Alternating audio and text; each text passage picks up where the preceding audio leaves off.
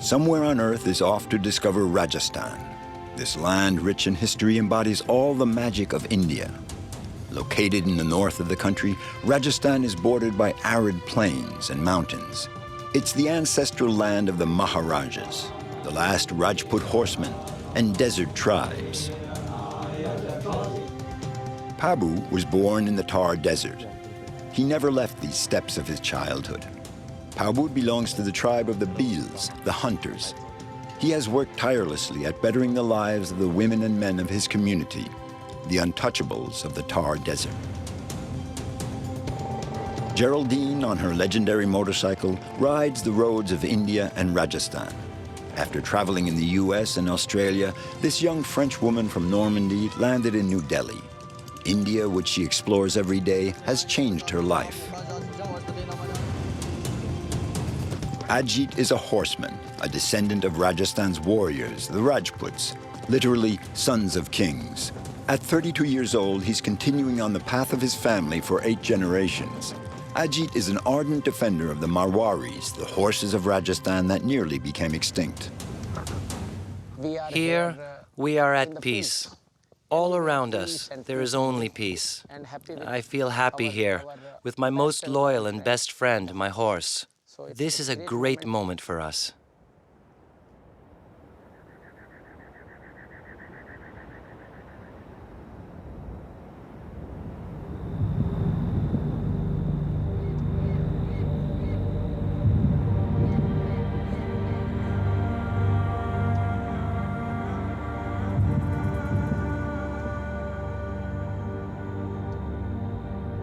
The Thar, India's great desert. It's situated in the northwest of India near the Pakistani border.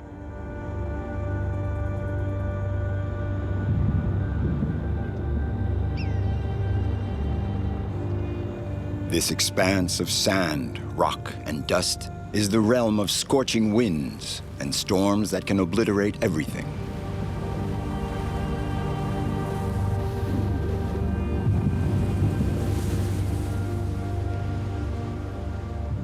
This is a territory of desolation, glacial cold in winter and blinding heat the rest of the time. Man has always known that deserts have no sense of hospitality, and yet the Thar is the world's most populated desert. Those who live here call it Marustali, the land of death.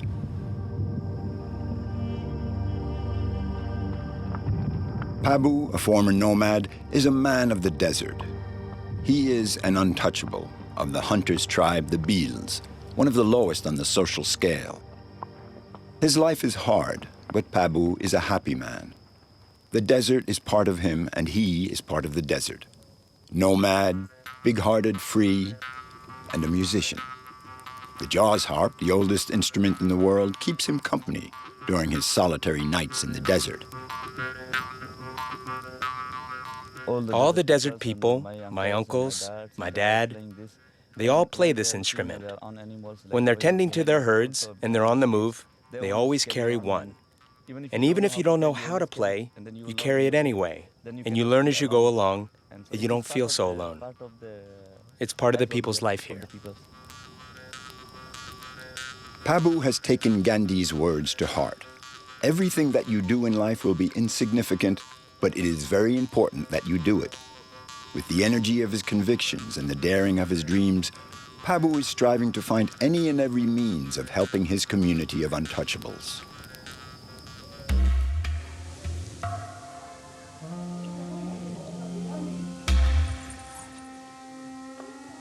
In 2007, Pabu founded Malinbai, an NGO for tutoring school children and helping craftsmen and nomads, India's lowest social ranks. And so Pabu gave new life to the traditional crafts. He has agreed to buy what the artisans produce, rugs, potteries, cloth, which he then sells in Jaisalmer, the major city of the desert. He is the only potter around Jaisalmer. The other potters are over 100 kilometers away. So if the villagers buy a pot there, it may break on the way back. That's why they're very happy to be able to buy a pot here.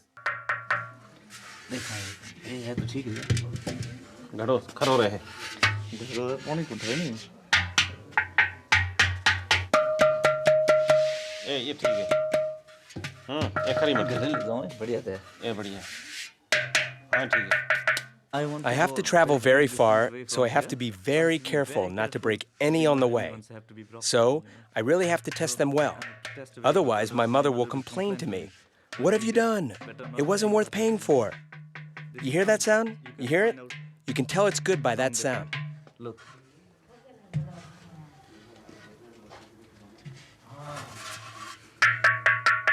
This one's good.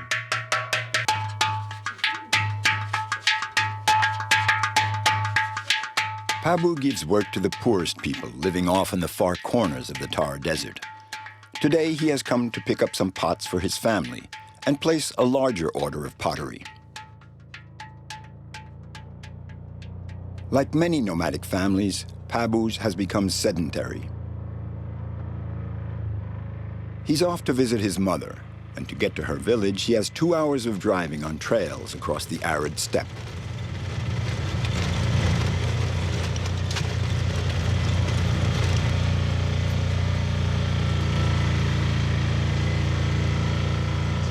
It's a very, very good car to use in the desert. It can carry 10 people, sometimes 11, sometimes even more. Because these people are all your family, you know, so nobody minds being crowded, really. It never breaks down, and if it happens to get stuck in the sand, you ask the whole family to push, no problems. So you can say that the rickshaw is really useful for the desert people here.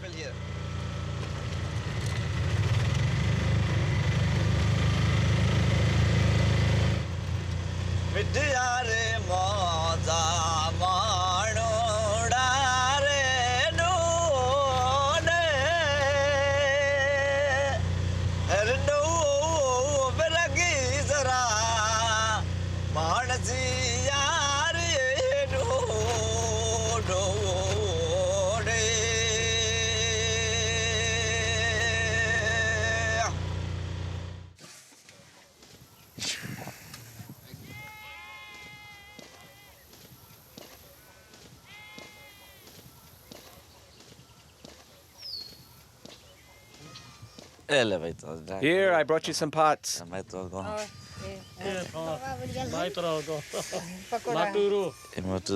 They come from the village of your ancestors. I bought them in Ada.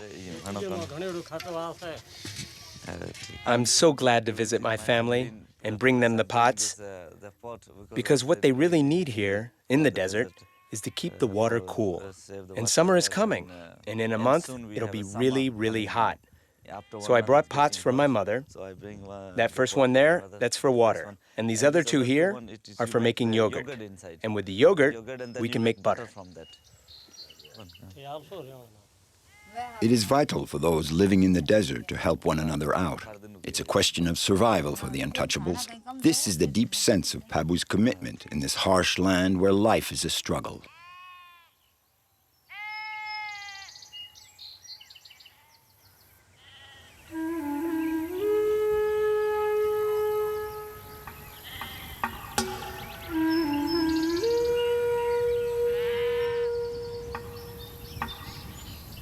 Before, the untouchables, considered impure, were not allowed to draw water from the village wells.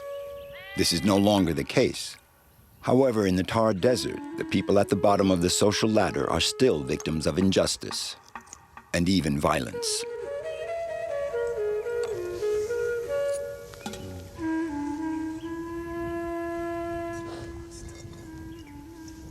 This is my dad's grave, but also my grandmother and my grandfather's graves.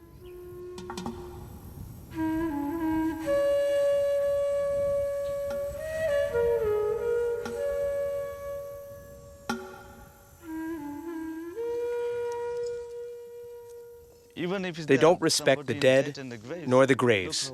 Look what they did. They can't stand us, not even our graves.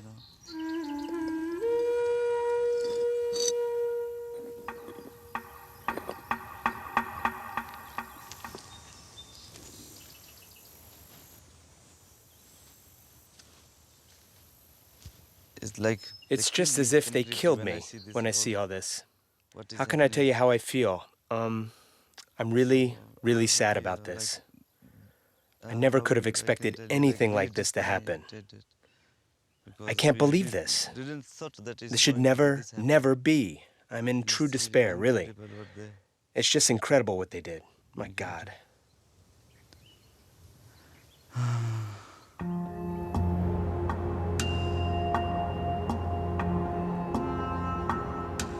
Pabu never loses hope. He possesses the strength of humility. In the middle of the desert, the humanitarian actions carried out by his association give him heart.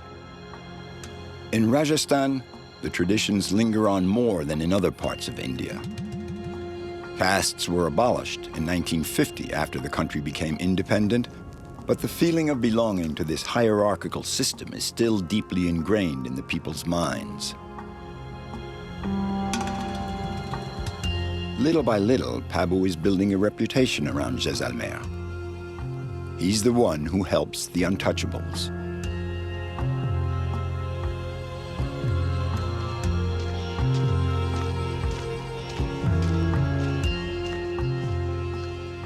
There are dozens of abandoned villages along the former spice and silk roads. The houses used to be inhabited by Brahmins, the caste of priests and scholars, the highest in the social order. A few untouchables have moved in.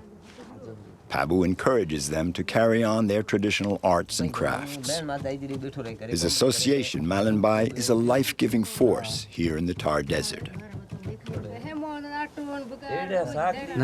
I used to live in a different village, along with 4 or 5 other families. We would make a kind of mixture, a resin for incense. We would come here to harvest it, and one day I just stayed and started working on my loom again. My grandfather taught this skill to my father, and he taught it to me.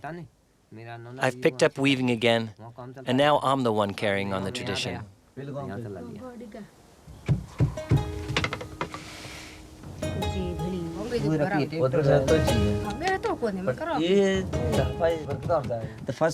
The first carpet he made wasn't too good, because in over 20 years, he had forgotten a lot, but not everything. And then he got better and better, and now even the villagers come by and they say, "Oh, you're back, that's great. You're following in your father's footsteps." He would be very proud of you.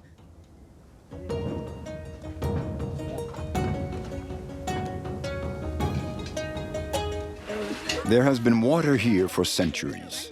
Existence revolves around a well. Life can take hold again in this abandoned village. Pabu has high hopes that his work will allow the villagers to settle here permanently, in spite of the harsh desert conditions. I come to fetch water every day. The jug has no time to rest.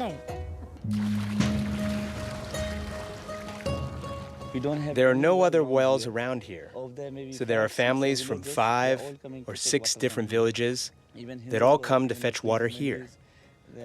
Hindu families, Muslim families, they sometimes come almost 10 kilometers away to get water here. They come on foot, by camel, or with whatever animal they have, even a donkey.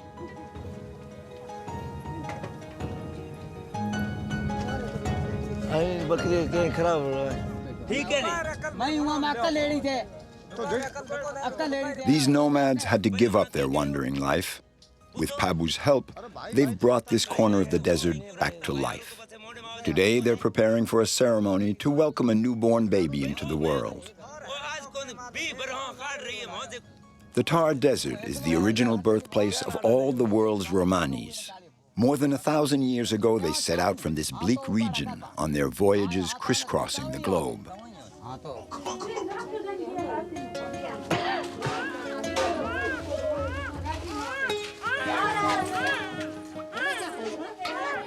Every day in these arid steppes of northern India, children are born, learn how to walk, to speak, to sing, and to fight for survival.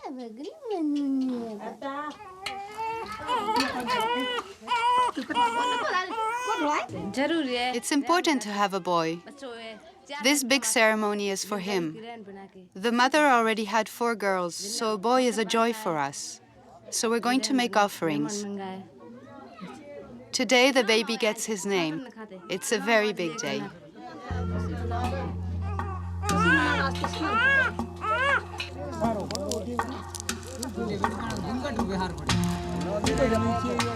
According to tradition, the shaman chooses the name and whispers it into the baby's ear.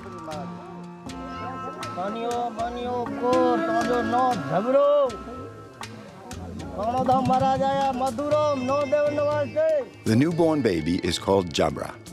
He's a new son of the desert. The harshness of these vast open spaces gives the force to create a new life. Pabu's commitment to others is a promise that he renews every day, and he is always ready to take up the challenge of the desert. According to the words of Gandhi, everything that you do in life will be insignificant, but it is very important that you do it. Animals give energy to us, so do the trees. Water dispenses life. Even when it's mixed with sand, it builds our strength. There's no better place for us. We were born here. Our blood is connected to nature here. When I say nature, I mean desert. That's what we love the most, the desert. We are all part of the desert here.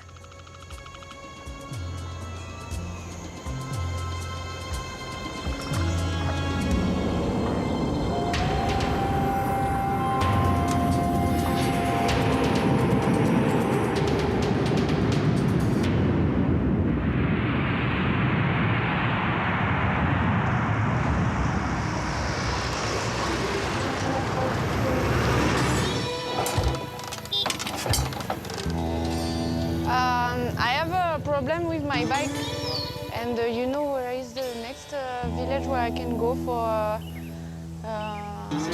repairing? Geraldine is an adventurer. Here in India, she's living out her passion for travel.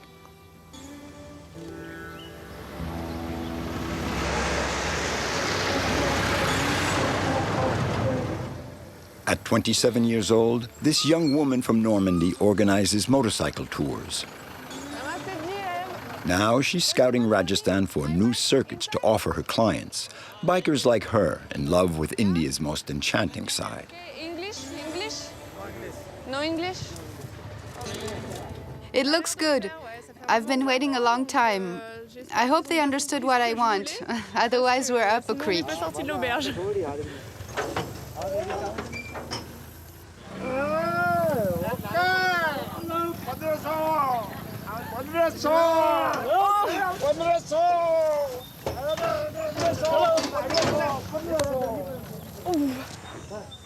Wow.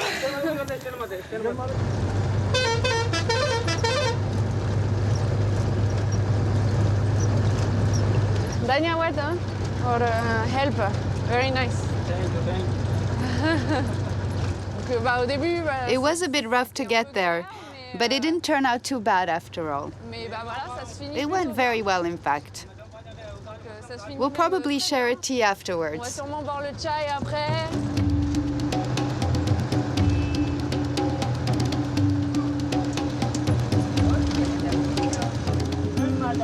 Riding in India, like Geraldine is doing, is a trip back in time. Udaipur, Jodhpur, Ajmer, Jaipur, just the names of these ancient royal cities of Rajasthan is a whiff of exoticism and a call to travel.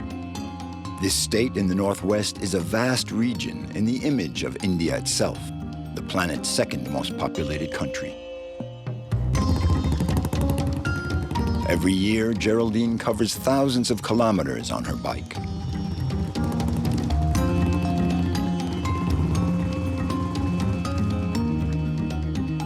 Her territory, Rajasthan, Ladakh, Nepal, Kerala. Geraldine is scouting out new circuits. Now she's on her way to the Om Bana Temple, the goal of this reconnaissance trip. About 400 kilometers away, somewhere between Udaipur and Jodhpur, it has become a holy site dedicated to the motorcycle god.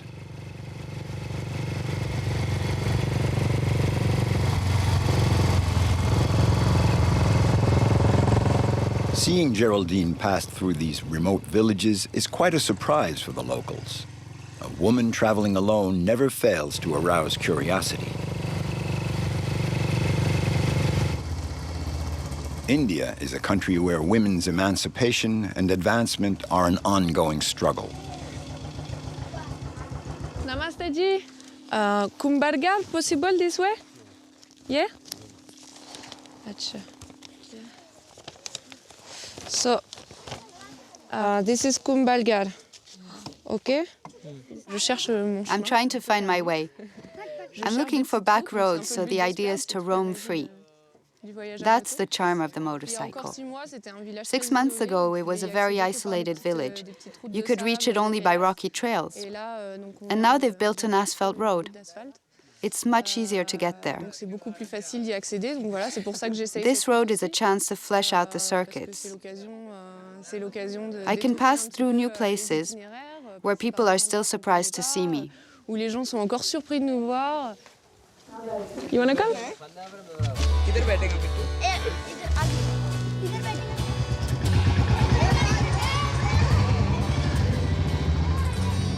It takes pluck to satisfy a yearning for adventure. On Rajasthan's trails and back roads, Geraldine is perhaps touching the heart of the Indians, for whom a free, independent young woman is something of a rarity.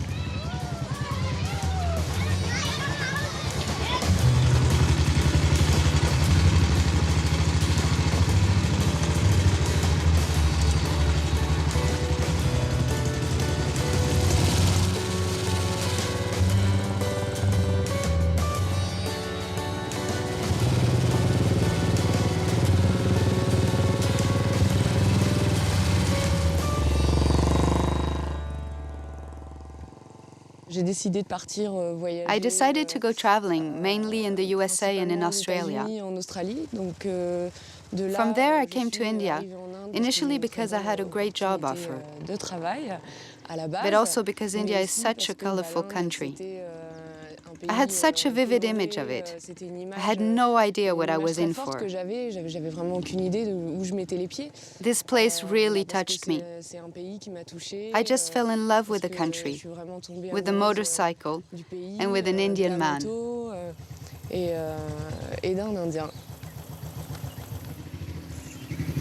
This land of contrast and legend would change her life.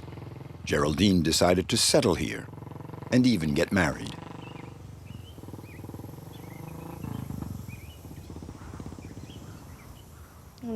We're in the heart of the Aravalli Mountains, a range that stretches 700 kilometers north to south, from Delhi to Gujarat. It's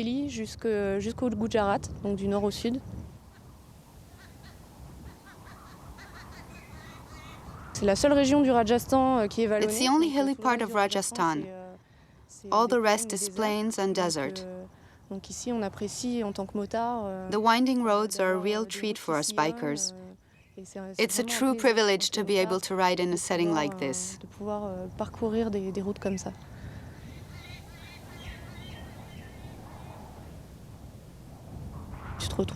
You find yourself in landscapes that you could never have imagined. Just 1 hour riding and you're doing trails, and that's when you really appreciate it. You think, I've earned this. It's such a gift.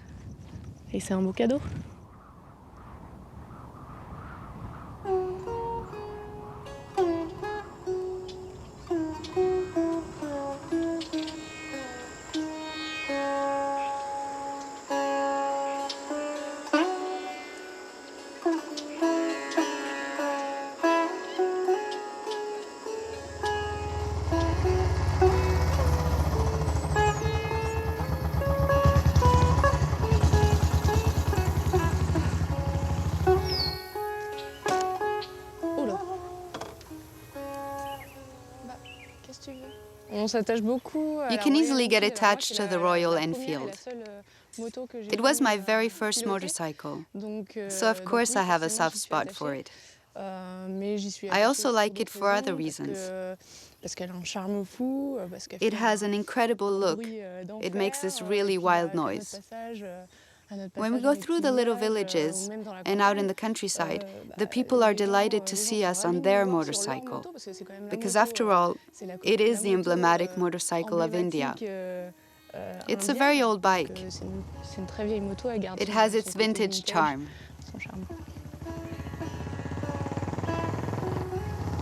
Geraldine is riding a legend. She has found the ideal way of discovering this mythical country. The story of this motorcycle goes back to England of the late 19th century. At that time, it was manufactured in a factory that also made guns, revolvers, and ammunition. The slogan for the motorcycle was, "Made like a gun, runs like a bullet." During World War II, on D-Day, these motorcycles landed with the Allied forces on the Normandy beaches. After independence, the Indian Army was equipped with Royal Enfield bullets. It was produced in the south of the country and became a symbol. For 7,000 kilometers away, in Old England, the production was running out of steam, and the world was changing. In the late 1960s, an Indian engineer bought the blueprints of the motorcycle. It's no longer an elderly English lady.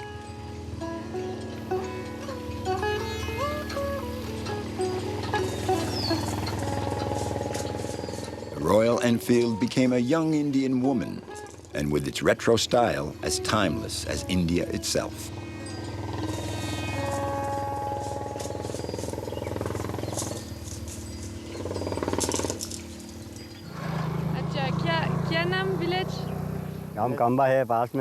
Geraldine doesn't speak Hindi, one of the country's 22 official languages. In India, only a minority of the population understands English.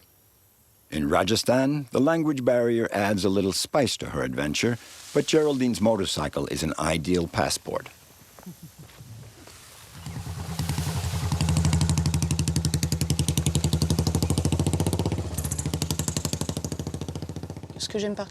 What I like the most here is the people.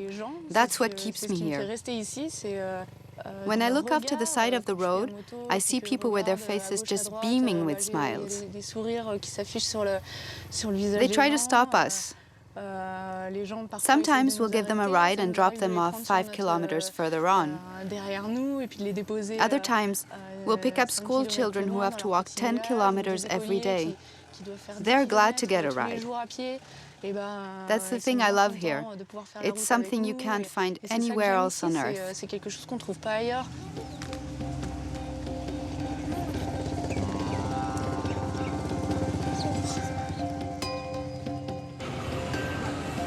You can't visit Rajasthan without hitting the big cities of this land where the heart of India beats.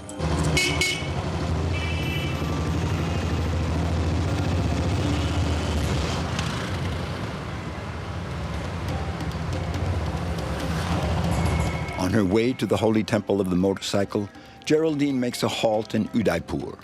This city is an important stopover on the motorcycle tours she leads. Udaipur is a must for visitors in search of tales and wonders.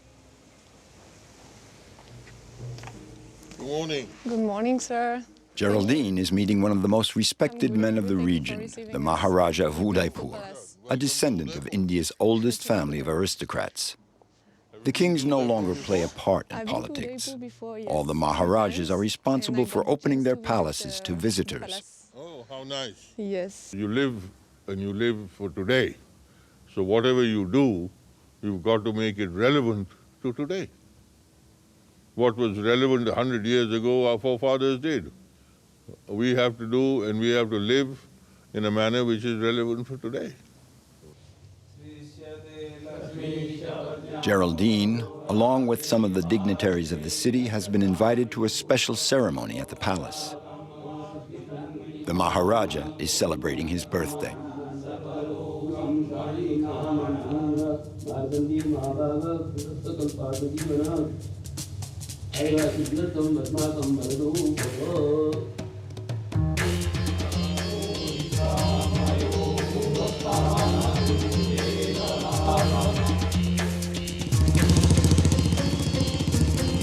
In India, splendor and the extraordinary often exist side by side with the most modest lives. This is what Geraldine would like to bring others to discover. 400 kilometers later, she arrives at Ombana, a holy site, a temple dedicated to the motorcycle.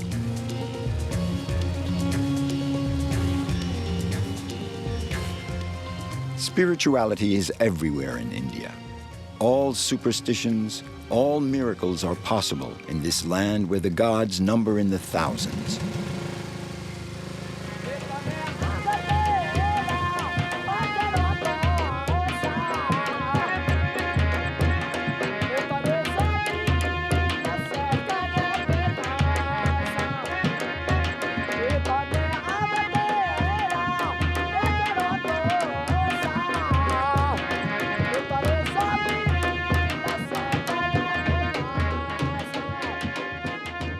Hundreds of voyagers stop here every day. They come to solicit the protection of the god of bikers and the open road.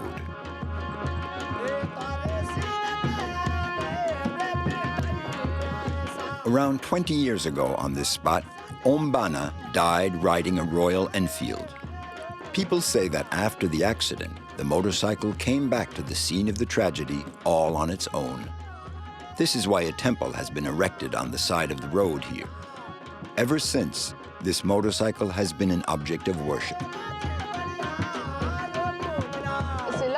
This is the famous Enfield of the accident. It's an old bike between 40 and 50 years old, and they haven't touched it. It's just as it was at the time. Everyone brings it offerings. They all come to deposit flowers, food, sweets, money. Any kind of offering is valid to be blessed with luck. Right, that's it. It's all about luck.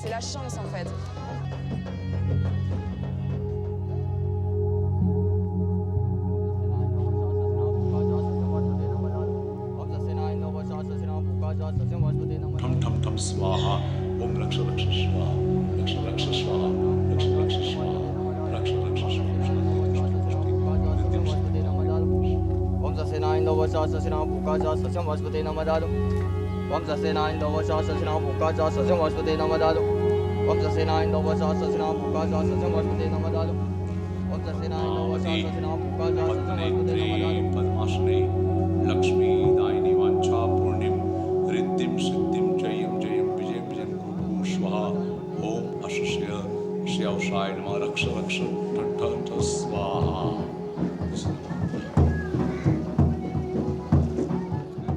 I've been blessed. I can get back on the road at peace. At least for the next few weeks, I'll be protected. Namaste. In India, tradition and modernity meet head-on. It's a world where everyone's destiny is in the hands of the gods.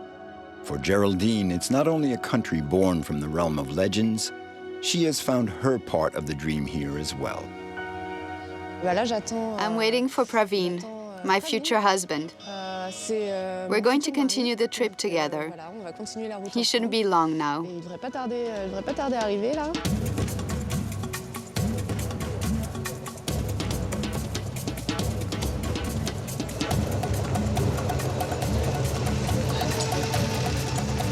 Hey baby, how are you?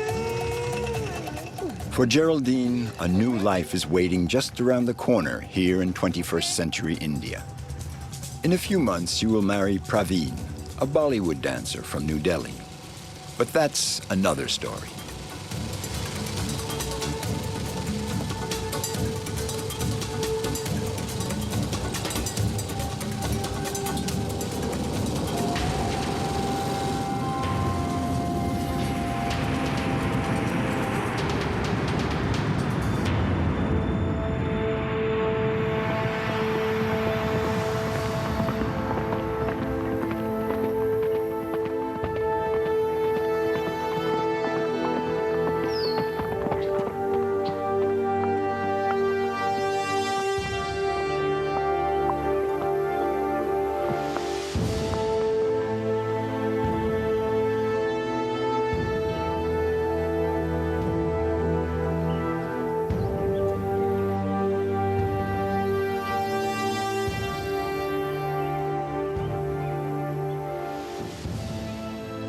Ajit grew up in the land of the Rajputs, the warriors of Rajasthan. For centuries, the Rajputs fought alone against all comers. Their courage was unequaled, except by that of their mount, the Marwari horse. It's one of the oldest breeds of horses in the world. Had it not been for the passion of a few horse breeders, these Indian thoroughbreds might have well disappeared 30 years ago. According to the legend, the horses of Rajasthan were born of the vast ocean. As for the men, incredible proud horsemen, they are the sons of the moon, fire, and the sun. There are no words to describe this. There is energy all around us, and at the same time, it is very, very peaceful. There is peace everywhere, and nothing else. I feel happy here, with my most loyal and best friend, my horse. There is everything we need here. I go out riding every morning, and even sometimes in the evening. These are the best moments of my life. I am enjoying this so much. I'm enjoying this.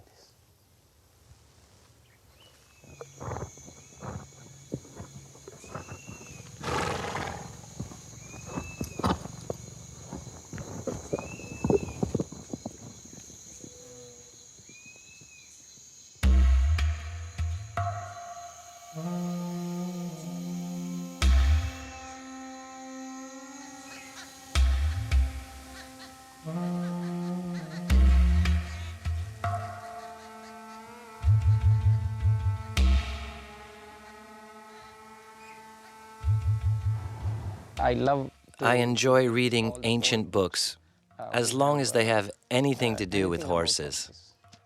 They are fascinating, and I try to apply that knowledge to my own activity. For instance, how to choose and buy a good horse, what their habits are, how to tame and train them. These old books are filled with excellent teachings, written by famous horsemen from the old days, and their knowledge is still useful today. Horses are at the very core of our existence here. Their knowledge.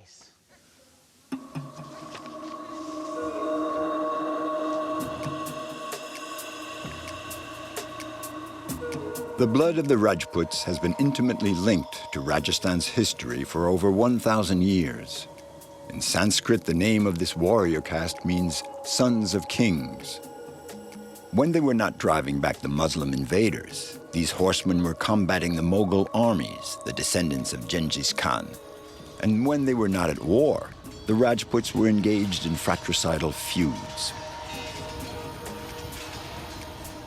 Since ancestral times, they had been raising armies of horsemen, fearsome warriors serving the lords of India.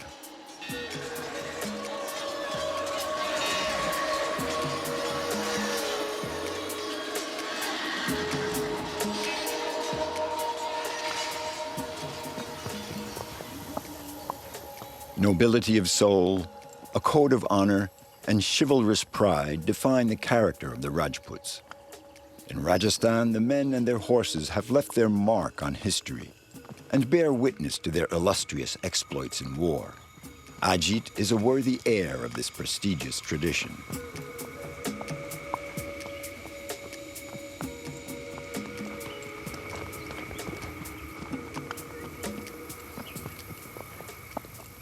These ancient warriors were famous for their bravery. What would happen in those royal families when they waged war was that when one of them died on the battlefield, most of the kings had tombstones built in their memory. The kings would erect these monuments, these cenotaphs, in commemoration.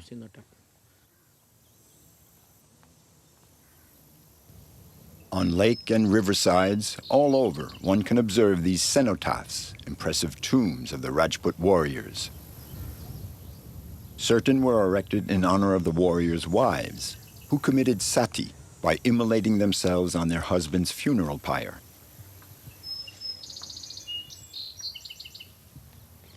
Sometimes when I have time and feel the need to find my inner calm, I come here with my horse. I guess I come here more or less twice a month. To see these warriors and their horses fills me with happiness. I come here to renew my energy, so it really does me good. I feel very, very happy here.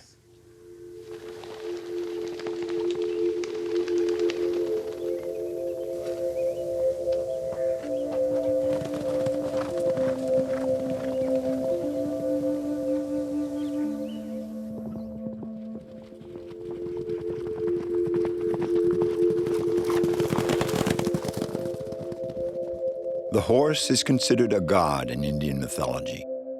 It is superior to all men. The Marwari is a war horse, spirited, resistant, tough, and dependable. Legend has it that the gods fought over this horse.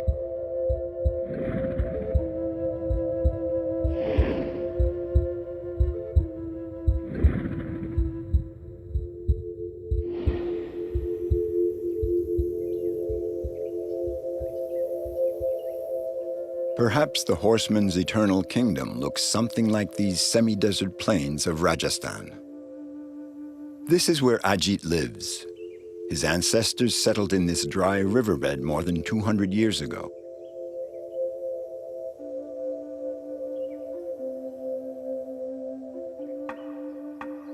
In Ajit's family, the men have been horsemen and breeders of thoroughbred Marwaris for 8 generations.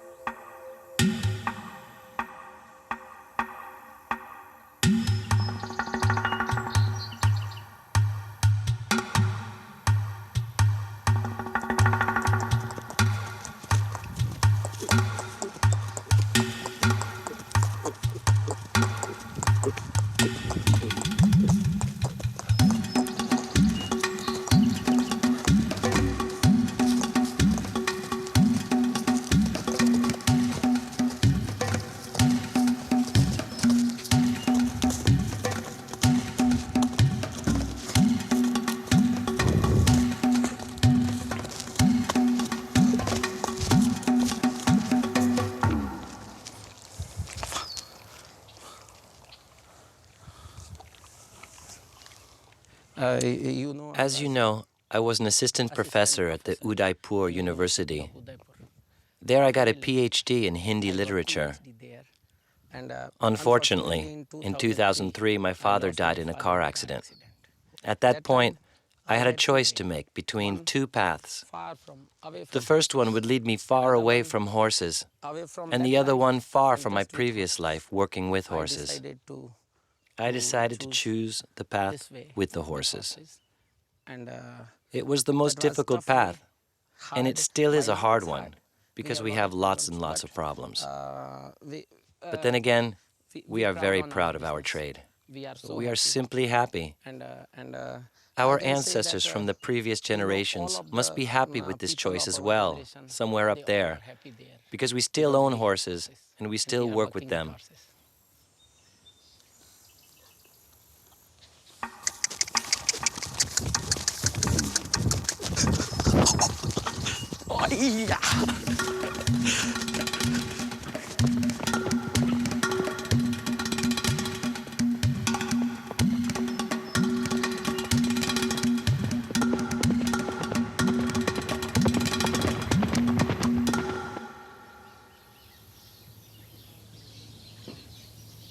It is an unchanging ritual.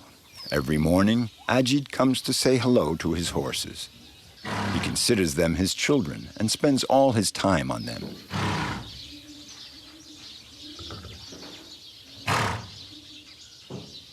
The ears are very important for the Marwari breed. They're curved inward and round. One can say curly ears or rounded ears. There's an old legend, a very, very old legend about that. There was a Rajput warrior. He was praying to the goddess Durga.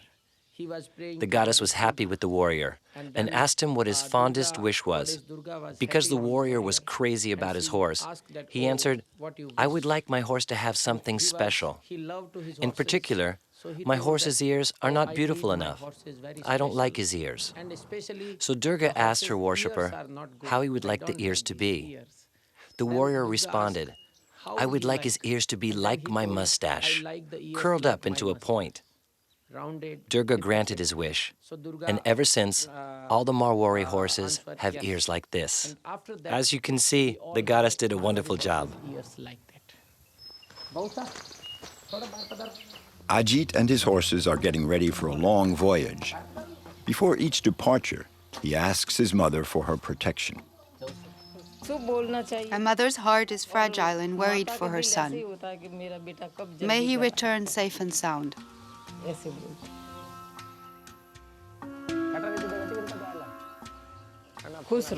I give him my blessing. I tell him to hurry back, and I tell him, "Be careful, my son."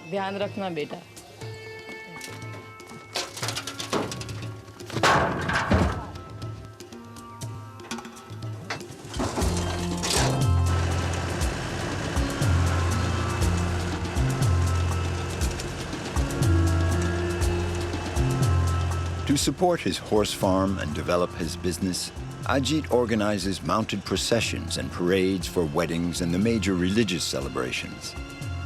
Every year, he and his horses cover thousands of kilometers through India and Rajasthan.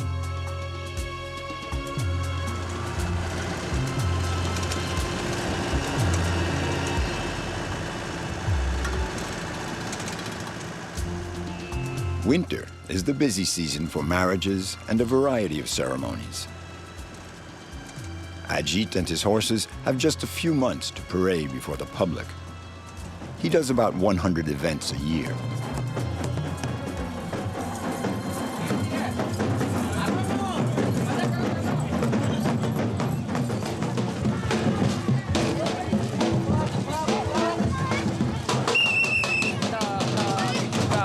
This ceremony you are witnessing is part of the Jain religion. They had an old temple that they just finished restoring. And today they are celebrating its inauguration. This celebration is going to last 14 days.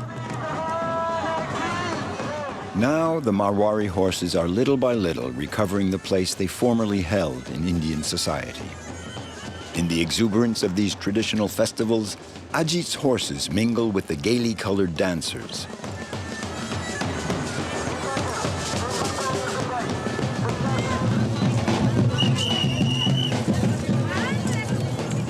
At the end of the colonial period, the Marwari breed was on the threshold of extinction.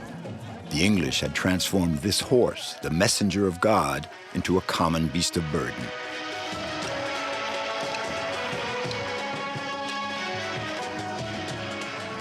In Rajasthan, this horse is an object of worship. They say that this Indian thoroughbred is the fruit of the union between a black stallion of the desert and a beautiful blonde-coated mare. In upper-class marriages, it is the custom for the groom to go meet his bride riding a white horse, the symbol of purity. The Marwari also embodies India's romantic spirit.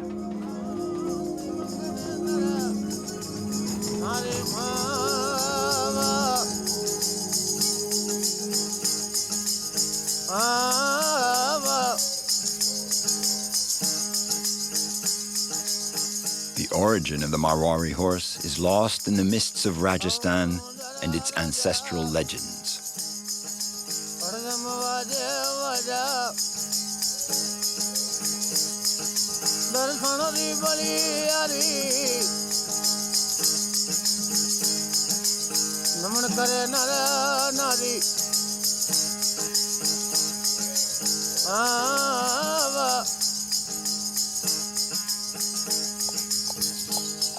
Thanks to the work begun by his father, Ajit is now one of India's most ardent defenders of this horse. The Marwari breed used to be very common. But starting in 1910 and until 1940, they went through a very hard time. When the English were in charge of India, they tried to wipe the Marwari out. They wanted the royal families to give up the breeding of the Marwaris because they wanted to force us into taking on the Occidental way of life. During those difficult years, the herds of Marwari horses were in severe decline. And now there are very few left. But we are trying our best to save the breed.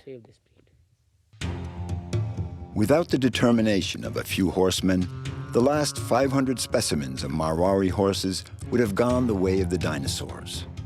By perpetuating the race, Ajit has become a militant defender of the Rajputs' chivalrous past.